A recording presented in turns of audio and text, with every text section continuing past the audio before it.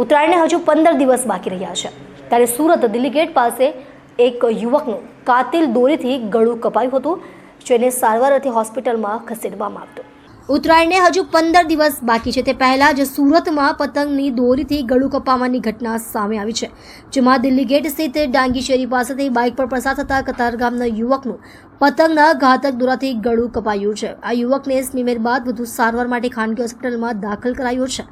સ્મીમેર હોસ્પિટલના સૂત્રો પાસેથી મળતી માહિતી મુજબ કતારગામ વિસ્તારમાં આવેલી મીનાક્ષી વાડી ખાતે રહેતા 46 વર્ષીય રાકેશ મનોજ પરમાર હાલ બેગમપુરામાં આવેલી દુકાનમાં નોકરી કરે છે. આજે સાંજે રાકેશ નોકરી પૂરી કરી બાઇક પર ઘરે જવા નીકળ્યો હતો. દરમિયાન દિલ્હી ગેટ સ્થિત ડાંગી શેરી પાસેથી પસાર થતો હતો ત્યારે પતંગના ઘાતક દોરાથી તેનું ગળું કપાયું હતું. ઘટનાને પગલે લોકોનું ટોળું એકઠું થઈ ગયું હતું. બાદમાં ઘાયલ અવસ્થામાં રાકેશ પરમારને ઇમરજન્સી સેવા 108 એમ્બ્યુલન્સ મારફતે સારવાર માટે સ્મીમેર હોસ્પિટલ લઈ ગયા હતા, જ્યાં પ્રાથમિક સારવાર બાદ પરિવારજનો વધુ સારવાર માટે ખાનગી હોસ્પિટલમાં લઈ ગયા હતા, જ્યાં તેને ગળાના ભાગે તબીબ દ્વારા 20 ટાંકા લેવામાં આવ્યા હતા.